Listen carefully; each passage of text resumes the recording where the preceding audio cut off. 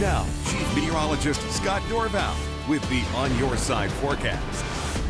All right, our temperature has risen a little bit. The trend for tomorrow will be a very similar temperature to today, right around 98. And then we drop back down to the low 90s and then back up to the mid 90s, holding through a good portion of next week. Notice all the sunshine next week. It is right here Thursday, Friday.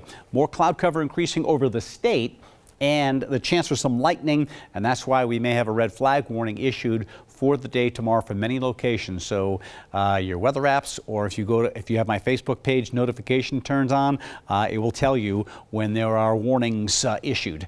And kind of keep you posted on what's happening. I have the potential for some more fires starting because, unfortunately, of the more favorable conditions with some lightning coming by. 98, the high temperature for Boise across the northwest. Cooler along the coast, as we would expect, those real cool temperatures. But nothing too extremely far out of the ordinary. Temperatures are above average, but not extreme. This is pretty extreme. It was 30 this morning in Redfish Lake if you want some relief from the heat. But you can't really get a lot of relief from the smoke necessarily because we're still seeing smoke in the Stanley Basin, hitting the 80s this afternoon. In fact, close to 90. You see 86 right here, but some places getting close to 90 degrees. That's the Stanley Ranger Station temperature right there. A little bit of cloud cover. What about the air quality? Because of that smoke, we've been hovering in the upper part of the moderate category. So we're at 85 right now. And so it's a yellow air quality occurring it's been pretty much through the day today for Boise. Northern Idaho is under an air quality warning because they have such poor air quality, and they are now just above 150, just barely in the unhealthy category up at Coeur d'Alene. Much of the panhandle is similar, and it's even a little bit worse up towards Spokane. When you get into eastern Washington, it is real bad, some very unhealthy air there. Still a little smoke again around the McCall area, but boy, the lake has been so calm. Beautiful boating weather. I tell you what, if you don't mind getting outside in the smoke, wind has not been an issue here. Little cloud cover trying to sneak on in, and we'll have a better chance tomorrow and Friday of some clouds and some isolated thunderstorms in the McCall area. So if you are boating Thursday and Friday, really anywhere, watch out for the potential for gusty wind coming out of nowhere and some of those isolated thunderstorms that could pop up about 80 degrees.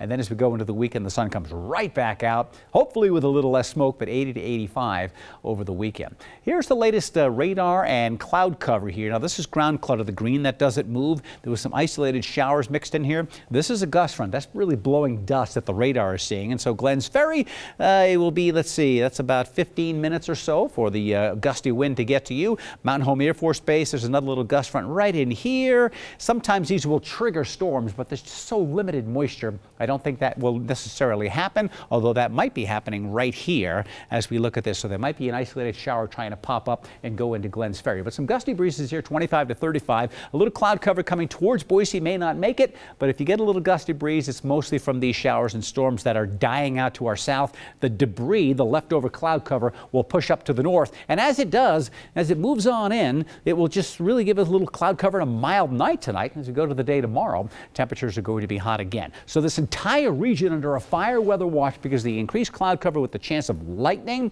and some gusty breezes with that. That's for Friday. Air quality warning in effect until further notice for most of Washington, northern Idaho, and a red flag warning because of the lightning today in southwest portions of Oregon. These dark green areas, that's flood watches. That's where the rain's coming down heavier. But we're on the fringes of this moisture, and so it's much more limited. It is the fringes of the monsoon moisture that gives you the dry lightning, and that's what we have the threat for coming up in a couple of days. So tonight, mostly just some cloud cover drifting through. We'll go back to some sunshine tomorrow with smoke in the afternoon. Still a chance of some cloud cover towards the evening. It is on Friday here where we could have a couple of big storms. Boy, the chart showing a big storm could move through the Central Mountains. Watch out around Stanley on Friday evening if you are headed in that direction.